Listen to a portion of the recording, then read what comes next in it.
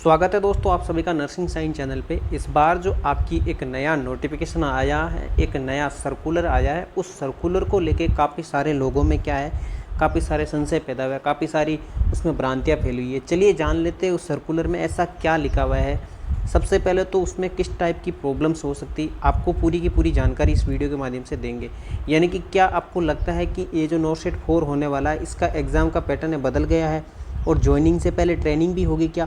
ये सारे सवाल लोगों के दिमाग में, माइंड में चल रहे हैं। पूरी हकीकत आपको इस वीडियो के माध्यम से देने की कोशिश करेंगे। सबसे पहले तो आपको बता देते कि ये जो सर्कुलर आया ये इस टाइप का एक सर्कुलर है। अब सर्कुलर आप देख लीजिए किस टाइप का है। ये आपका अखिल भारतीय आयुर्विज्ञान संस्थान जो कि आपका अंसारी नगर यानी कि न्यू दिल्ली का जो एम्स है उसके द्वारा 12 मई यानी कि नर्सेज डे के दिन इसको जारी किया गया है। ठीक है, और क्या लिखा हुआ है पूरी की पूरी जानकारी आपको वीडियो के माध्यम से देंगे। This refers to issues related to NORCET and skill assessment for recruiting nursing officers across the participating institute where NORCET will now be conducted twice a, यानी कि साल में 2 बार जो अभी नोटसेट होने वाला है, एक तो 3 जून को और दूसरा लगभग सितंबर में जो संभावित है।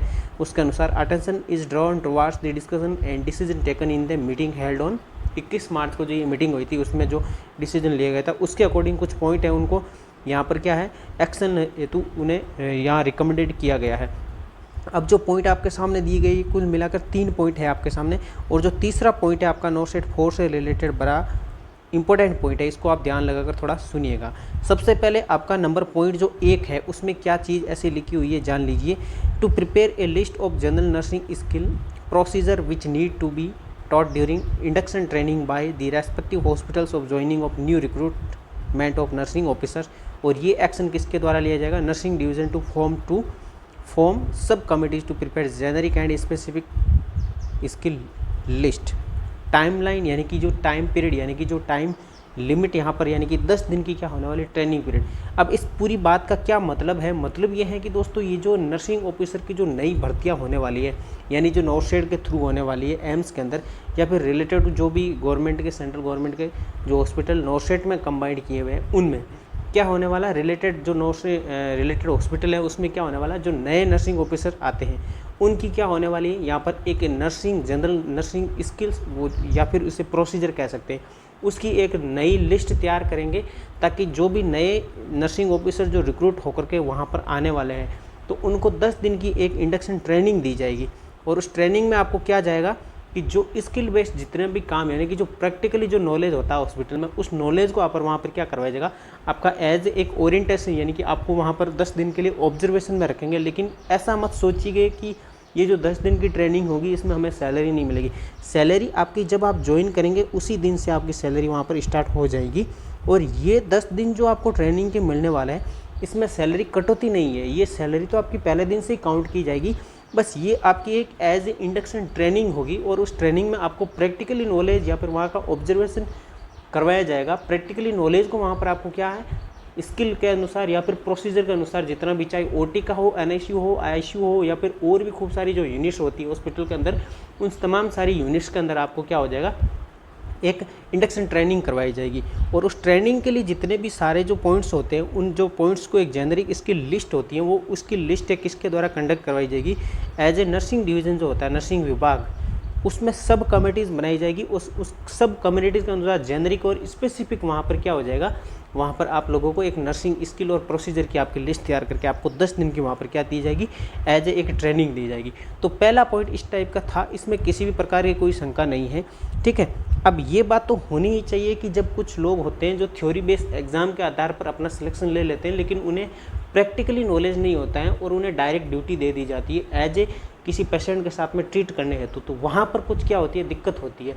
इसलिए पहले उनको वहाँ की चीज़ों से अवेयर करवा के उन चीज़ों के साथ में उनका ओरिएंटेशन अवेयरनेस करवा के उनको प्रैक्टिकली और स्किल बेस्ड जो प्रोसीजर है उसके आधार पर उन्हें ट्रेनिंग दी जाएगी। ये पॉइंट पहला आपका ये कहता है।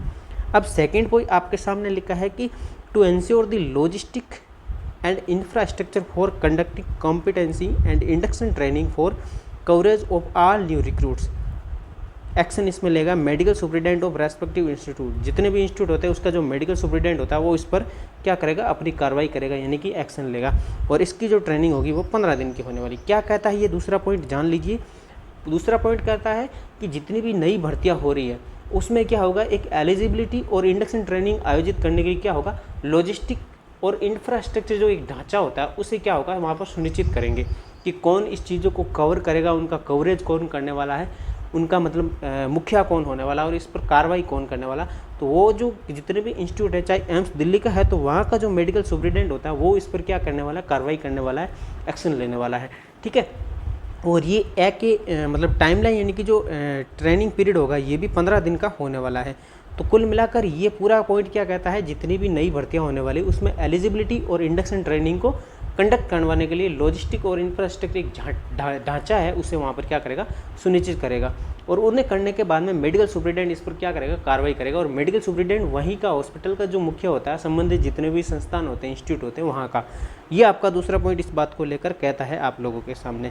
अब तीसरा पॉइंट बात आती है कि इस पॉइंट में ऐसा क्या लिखा है कि तीसरे पॉइंट में सारे लोग हिल चुके हैं, सारे जो नोट देने वाले कैंडिडेट वो हिल चुके हैं। चलिए पूरी जानकारी आपको इस वीडियो के माध्यम से देने की कोशिश करेंगे। ज़्यादा इसमें इसे दिक्कत वाली बात नहीं है, जहाँ पर आप हो वहीं पर रहिए, उसको थोड़ा और बढ़ा दीजिए, बस दिक्कत कोई बात यहाँ पर नहीं होने वाली है। अब जिसको पढ़ने वाली है तो उनको कोई दिक्कत तो इस चाहे पॉइंट 3 की 4 भी आ जाए, कोई दिक्कत वाली बात है नहीं। तो पॉइंट नंबर 3 क्या कहते हैं, to include case scenario based practice questions with regard to decision making ability and to evaluate the competency. ठीक है, क्या कहता है पॉइंट, ये कहता है कि आपको एक डिसीजन मेकिंग एबिलिटी और एवेल्यूएट द कॉम्पिटेंसी करने के संबंध में क्या है कि आपको जो नोट का एग्जाम होने वाला उसमें क्या कीजिए, case scenario based practice questions को भी इसमें ऐड कीजिए। अरे जब वहाँ फंडामेंटल की आती है और वैसे नोट्स एग्ज़ाम का जो एम्स दिल्ली जो एग्ज़ाम करवाता है उसमें पहले से ही वो तो प्रैक्टिकली बेस्ड क्वेश्चन दे ही रखा है, केस सिनेरियो भी खूब सारे देते भी है। लगभग क्या होते हैं 30 से 35% वहाँ पर क्वेश्चन पहले से ही इतने आ ही रहे हैं। तो ठीक है, बात तो सही आप कीजिए, हमें कोई दिक्कत नहीं है, इस बात को करना भी चाहिए ताकि क्या कि प्रैक्टिकली नॉलेज का आधार पर वो सीधा का सीधा अपना परफॉर्मेंस है वो एज ए ड्यूटी के टाइम अपनी अच्छे से दे सके नर्सिंग ऑफिसर। ठीक है, तो उनका कहना है कि केस सिनेरियो बेस्ड एग्जाम है उसको उसमें क्वेश्चन को वहाँ पर डिसीजन मेकिंग जो एबिलिटी होती है यानी कि उसको प्रायोरिटी बेस के आधार पर क्वेश्चंस को ऐड कीजिए। यानी कि मान लीजिए एक क्वेश्चन होता है कि कोई नया पेशेंट आया है तो उसका आपका 4 पॉइंट दे दिया है, उसमें एक जैसे दे दिए एडमिशन लेंगे, उसका फाइल बनाएंगे, उसका सैंपल कलेक्शन करेंगे एज ए जो फाइल फिजिशियन द्वारा कोई अपने को मतलब कोई ऑर्डर दिया उसके अनुसार, या फिर उसको क्या डिस्चार्ज कर देंगे। तो ये जो 4 दिए हुए ऑप्शन उसके अनुसार आपको क्या प्रायोरिटी बेस पे आपको क्वेश्चन मिलेंगे। जैसे ऑप्शन दे दिया 1 2 3 4, फिर आपको 4 2 1 3 ये एस टाइप का जो सिनेरियो बेस्ड क्वेश्चन होता है उनको ऐड किया गया है। तो उनको ऐड करने का मतलब है कि ये पहले से ही क्वेश्चन तो आ ही रहे थे, अपने को सबको पता है जो नोट देने वाले थे उनको, पर इस बार ये बोल रहे हैं कि वो कीजिए, पहले ही कर रखा है और भी कर देंगे, कोई दिक्कत वाली बात नहीं, हमें तो कोई दिक्कत नहीं है। हमें तो चाहिए इस टाइप के क्वेश्चन ताकि हमें तो जो प्रैक्टिकली बेस का नॉलेज है हम उसी के आधार पर ये सारा एग्ज़ाम पार कर जाए, अच्छी बात है। तो ये करने को उन्होंने बोला है, ज़्यादा न तो इसका कोई सिलेबस चेंज किया है ना ही कोई एग्ज़ाम का पैटर्न चेंज किया है, बस उन्होंने बोला कि सिनेरियो बेस्ड जो क्वेश्चन होते हैं प्रायोरिटी बेस्ड जो होते हैं उनको यहाँ पर क्या करना चाहिए, ऐड करना चाहिए। और ये एक्शन कौन करेगा, जो एग्जामिनेशन सेल होता है यानी कि जो परीक्षा विभाग होता है एम्स का, वो इस चीज़ को डिसाइड करेगा।